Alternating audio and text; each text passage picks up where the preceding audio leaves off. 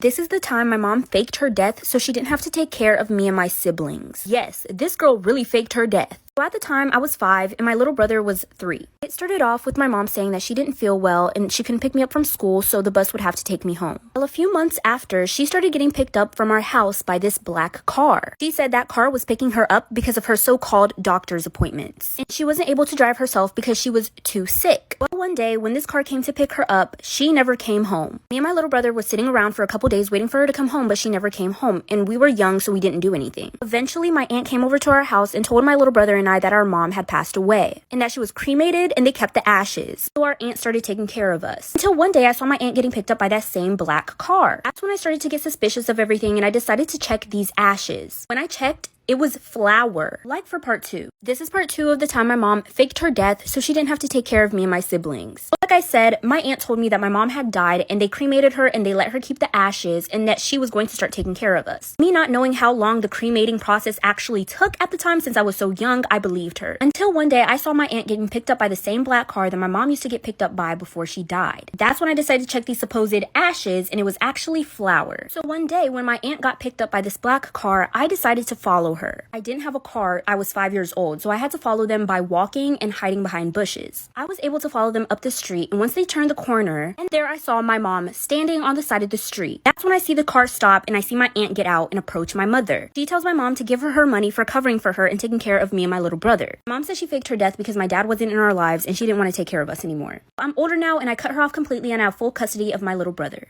Well, I said I'd be sharing more stories of things that happened to me while I was younger that I've kept secret for my entire life and haven't told anybody, so here's another story. Fair warning, this video might be a little triggering. I was really young at the time. I don't exactly remember what age. I was around 8 or 13 years old. Me and my friends were going to this haunted maze and it was around Halloween time. It was one of my friend's parents that was taking us there and it was a group of 5 or 6 of my friends. While me and my friends were going through this maze, we were standing in a line and I was standing in the very back. So while we were walking, I ended up tripping on my shoelace and I fell to the side where there was curtains. It was the curtains where the workers would pop out and try to scare you. When I fell, I tried to yell for my friends, but because of the sound effects of the maze, they couldn't hear me. And by the time I got up, they were gone. So I started walking and I eventually got to a place where you could only go right or left, and I went left. And once I went left, I ended up in a circular room where there was 5 passageways. But there was also a group of teenage boys and I didn't even see them at first. All I know is I turned around and got grabbed, like for part 2. This is part 2 of the time I got lost in a haunted maze. Like I said, I lost track of my friends and I was looking for my friends and I ended up in a part of the maze where there was all these guys that I didn't even see at first. All I know is I turned around and I got grabbed. So I screamed. I was super young at the time. I was defenseless. I didn't know what to do. Those guys seemed like they were around their teenage years and they were laughing and making a joke out of it. One of them was laughing and they told their friend, grab her legs. And so the friend grabbed my legs and they were tugging me and pulling me, and then they started to pull my pants down. Panic was filling over my body. I couldn't even scream. When you're young, you'd always think you know what to do at these moments, but you really don't. You just freeze up. And that's exactly what I did. I just froze up. But thankfully, as soon as I felt my pants starting to get pulled down, another group of people turned the corner, and that's when the boys dropped me and ran, like for part 3.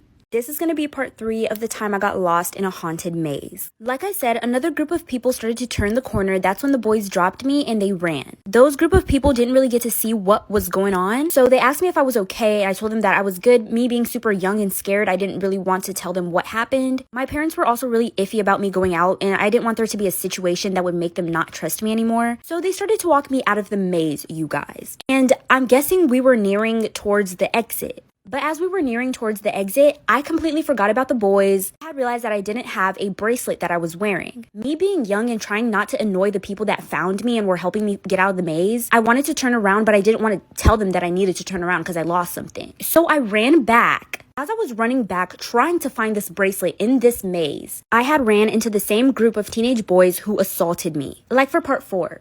This is going to be part 4 of the time I got lost in a haunted maze. I had lost something in the maze, and once I ran back to find it, I had ran into the same group of teenage boys who assaulted me. Like I said previously, I had completely forgotten about these boys. How did I forget about these boys? I'm not sure. I was very young, very dumb, and I wish I wasn't scared at the time to tell those people who were walking me out of the maze that I had lost something, because I'm sure they would have been nice enough to help me find it. But I was scared. I didn't want to annoy them. So as soon as I saw those boys, I was thinking life or death. Why was I thinking life or death?